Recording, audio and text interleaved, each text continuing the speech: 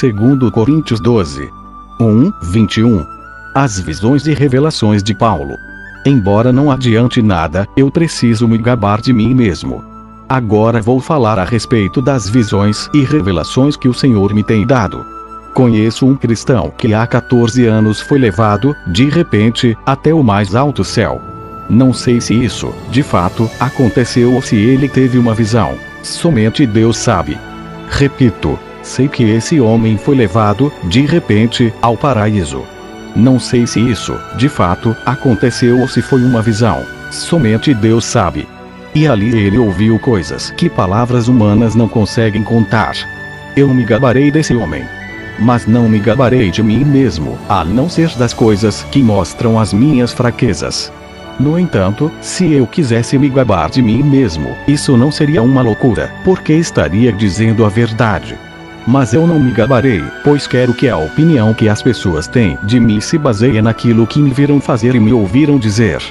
Mas, para que não ficasse orgulhoso demais por causa das coisas maravilhosas que vi, eu recebi uma doença dolorosa, que é como um espinho no meu corpo. Ela veio como um mensageiro de Satanás para me dar bofetadas e impedir que eu ficasse orgulhoso. 3 vezes orei ao Senhor, pedindo que Ele me tirasse esse sofrimento. Mas Ele me respondeu: a minha graça é tudo o que você precisa, pois o meu poder é mais forte quando você está fraco. Portanto, eu me sinto muito feliz em me gabar das minhas fraquezas, para que assim a proteção do poder de Cristo esteja comigo. Eu me alegro também com as fraquezas, os insultos, os sofrimentos, as perseguições e as dificuldades pelos quais passo por causa de Cristo. Porque, quando perco toda a minha força, então tenho a força de Cristo em mim.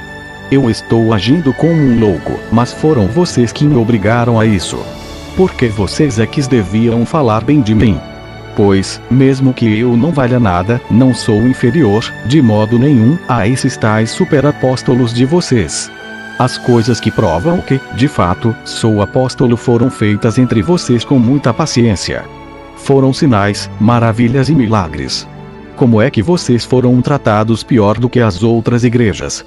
A única diferença é que eu não exigi que vocês me ajudassem. Por favor, perdoem essa injustiça.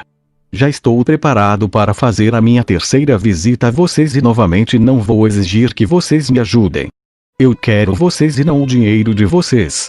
Afinal de contas, são os pais que devem juntar dinheiro para os filhos, e não os filhos, para os pais. Vou ficar contente em gastar tudo o que tenho e até a mim mesmo para ajudá-los. Será que vocês me amarão menos só porque eu os amo tanto? Portanto, vocês vão concordar que eu não exigi nada de vocês. Porém, alguém poderá dizer que os enganei e tapeei com mentiras. Por acaso explorei vocês por meio de algum mensageiro que lhes mandei? Eu pedi a Tito que fosse visitá-los e mandei com ele o outro irmão na fé. Por acaso Tito os explorou? Será que nós dois não temos agido do mesmo modo e com o mesmo espírito? Talvez vocês pensem que estamos querendo nos defender diante de vocês, mas não é isso. Falamos como Cristo nos mandaria falar, na presença de Deus. E tudo o que fazemos, queridos amigos, é para ajudar vocês. Tenho medo de que, quando chegar aí, eu os encontre diferentes do que eu gostaria que fossem e que vocês me achem diferente do que gostariam que eu fosse. Tenho medo também de encontrar brigas e ciumeiras, ódio e egoísmo, insultos, falatório, orgulho e desordens. Receio ainda que na minha próxima visita o meu Deus me humilhe diante de vocês e que eu tenha de chorar por muitos de vocês que continuam a cometer os mesmos pecados que cometiam no passado e não se arrependeram da sua imoralidade sexual, nem das relações sexuais proibidas, nem de outras coisas indecentes que faziam. 1 Coríntios 7. 10-24. Uma vida de obediência a Deus. Para os que já estão casados tenho um mandamento, que não é meu, mas do Senhor, que a mulher não se separe do seu marido. Porém, se ela se separar, que não case de novo ou então que faça as pazes com o marido. E que o homem não se divorcie da sua esposa. Aos outros digo eu mesmo, e não o Senhor. Se um homem cristão é casado com uma mulher que não é cristã, e ela concorda em continuar vivendo com ele, que ele não se divorcie dela. E, se uma mulher cristã é casada com um homem que não é cristão, e ele concorda em continuar vivendo com ela, que ela não se divorcie dele. Pois Deus aceita o homem que não é cristão por ele estar unido com a sua esposa cristã, e aceita a mulher que não é cristã por ela estar unida com seu marido cristão. Se não fosse assim, os filhos deles não pertenceriam a Deus. Mas, sendo assim, eles pertencem. Porém, se o marido não cristão ou a esposa não cristã quiser o divórcio, então que se divorcie. Nesses casos o marido cristão ou a esposa cristã está livre para fazer como quiser, pois Deus chamou vocês para viverem em paz. Esposa cristã, como é que você pode ter a certeza de que não vai salvar o seu marido? E você, marido cristão, como é que você pode ter a certeza de que não vai salvar a sua esposa? Cada um deve continuar vivendo de acordo com o dom que o Senhor lhe deu e na condição em que se encontrava quando Deus o chamou. É essa a regra que eu ensino em todas as igrejas. Se um homem judeu, que é circuncidado, aceita o chamado de Deus, ele não deve tirar as marcas da circuncisão. E, se um homem não judeu, que não é circuncidado, aceita o chamado de Deus, ele não deve circuncidar-se. Não faz diferença estar circuncidado ou não. O que importa é obedecer aos mandamentos de Deus. Cada um deve continuar como era quando aceitou o chamado de Deus. Você era escravo quando Deus o chamou? Não se preocupe com isso. Mas, se você pode se tornar livre, então aproveite a oportunidade. Pois o escravo que foi chamado pelo Senhor é agora um homem livre que pertence ao Senhor. Assim também o homem livre que foi chamado por Cristo é escravo de Cristo. Deus comprou vocês por um preço, portanto, não se tornem escravos de seres humanos. Irmãos, cada um deve continuar na presença de Deus, assim como era quando Deus o chamou. Isaías 57, 14, 21. A compaixão de Deus. O Senhor diz: preparem o caminho, aplanem a estrada, para que o meu povo possa voltar para mim. Pois o Altíssimo, o Santo Deus, o Deus que vive para sempre, diz: eu moro num lugar alto e sagrado, mas moro também com os humildes e os aflitos, para dar esperança aos humildes e aos aflitos, novas forças. Não continuarei repreendendo o meu povo, e não ficarei irado para sempre. Senão, morreriam os seres que eu criei, aqueles a quem dei o sopro da vida. Por causa do pecado e da cobiça do meu povo, eu fiquei irado com eles e os castiguei. Na minha ira, eu me afastei deles, mas mesmo assim eles continuaram teimosos e seguiram o seu próprio caminho. Tenho visto como eles agem, mas eu os curarei e os guiarei. Eu os consolarei. Nos lábios dos que choram, colocarei palavras de louvor. A todos ofereço a paz, paz aos que estão perto e aos que estão longe. Eu os curarei. Porém os maus são como um mar agitado. As suas ondas não se acalmam e trazem lama e sujeira para a terra. Não há segurança para esses pecadores. O meu Deus falou. Esdras 8, 21, 23. O povo jejua e ora. Então, ali perto do rio Ahava, dê ordem para que houvesse um dia de jejum.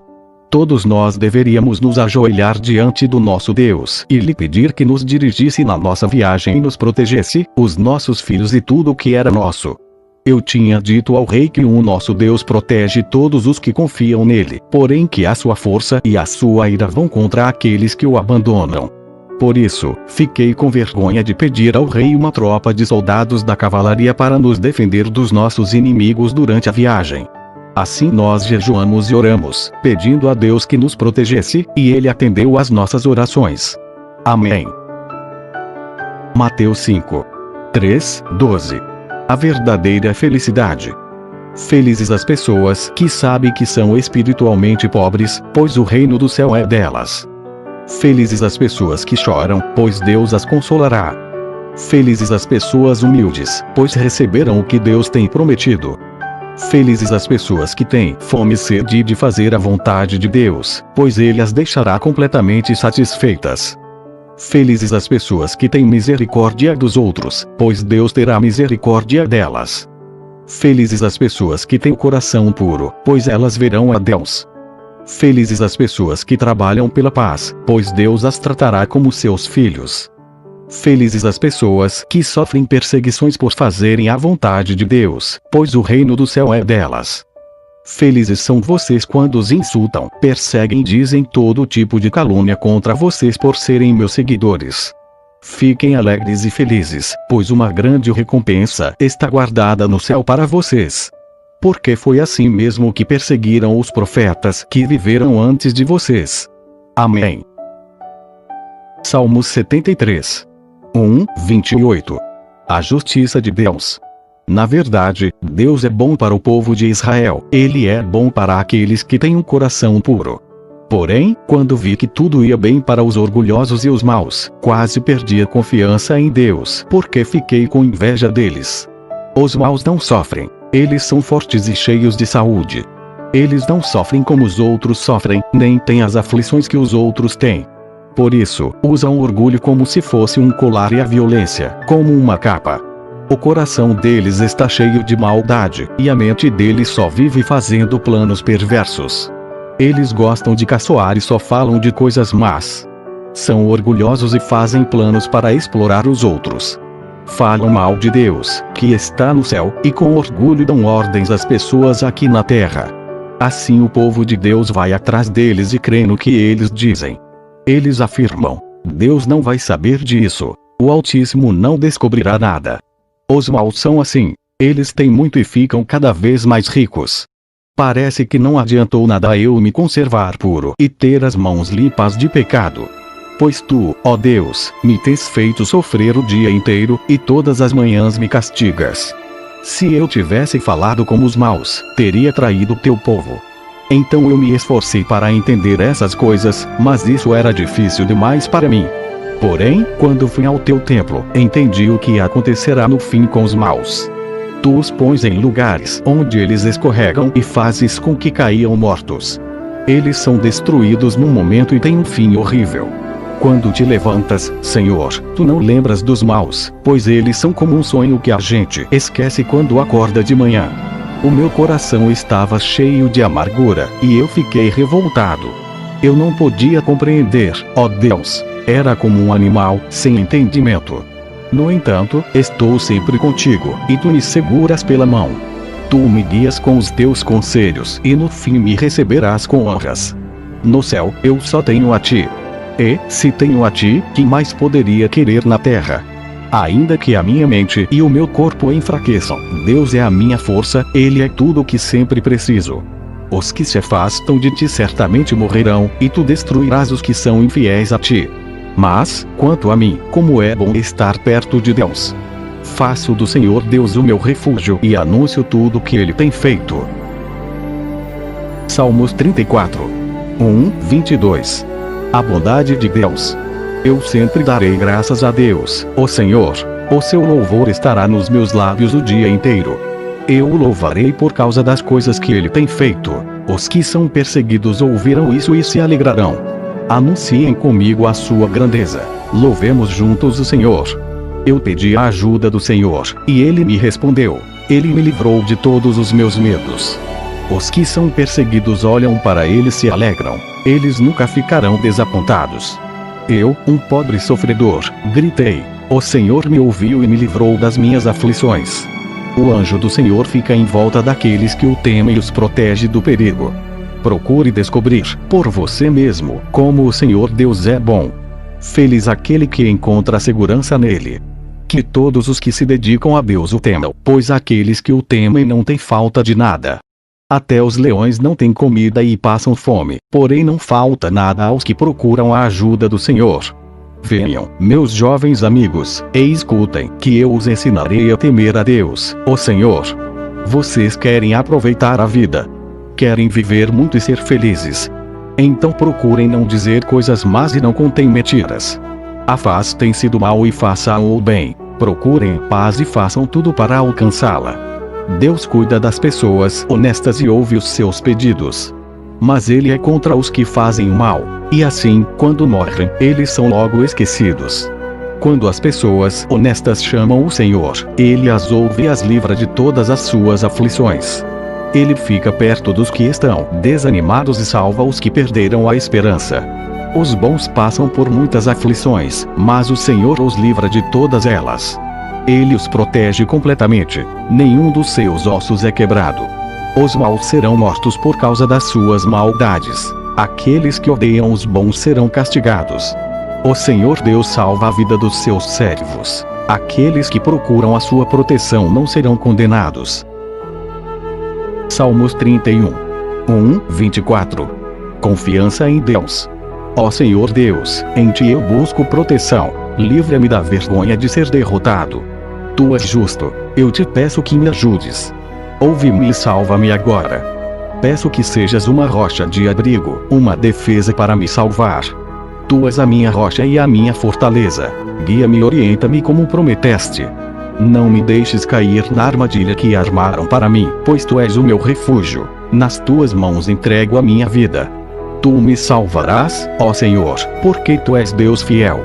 Tu detestas os que adoram deuses falsos. Eu, porém, ponho em Ti a minha confiança. Ficarei contente e me alegrarei por causa do Teu amor. Tu vês que estou sofrendo e conheces as minhas aflições. Não deixaste que os meus inimigos me pegassem e me livraste do perigo. Ó Senhor Deus, tem compaixão de mim, pois estou aflito. Os meus olhos estão cansados de tanto chorar. Estou esgotado de corpo e alma. A tristeza acabou com as minhas forças. As lágrimas encurtam a minha vida. Estou fraco por causa das minhas aflições. Até os meus ossos estão se gastando. Os meus inimigos zombam de mim, e os meus vizinhos também caçoam. Os meus conhecidos têm medo de mim e fogem quando me veem na rua. Todos esqueceram de mim, como se eu tivesse morrido. Sou como uma coisa que foi jogada fora. Ouço muitos inimigos cochichando. Há gente me ameaçando de todos os lados. Eles fazem planos contra mim, procurando um jeito de me matar. Porém a minha confiança está em Ti, ó Senhor. Tu és o meu Deus. Tu estás sempre cuidando de mim. Salva-me dos meus inimigos, daqueles que me perseguem. Olha com bondade para mim, Teu servo. Salva-me por causa do Teu amor. Ó Senhor Deus, eu estou Te chamando. Livra-me da vergonha de ser derrotado. Que os maus sofram essa vergonha e que desçam em silêncio para o mundo dos mortos.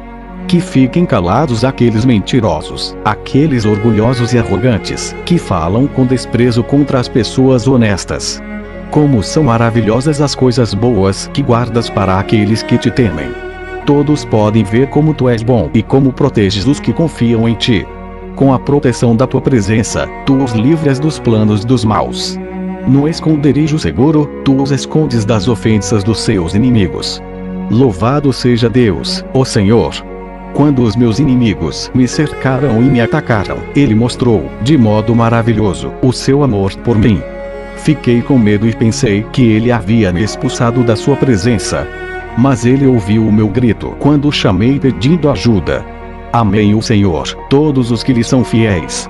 Ele protege os que são sinceros, mas os orgulhosos Ele castiga como merecem.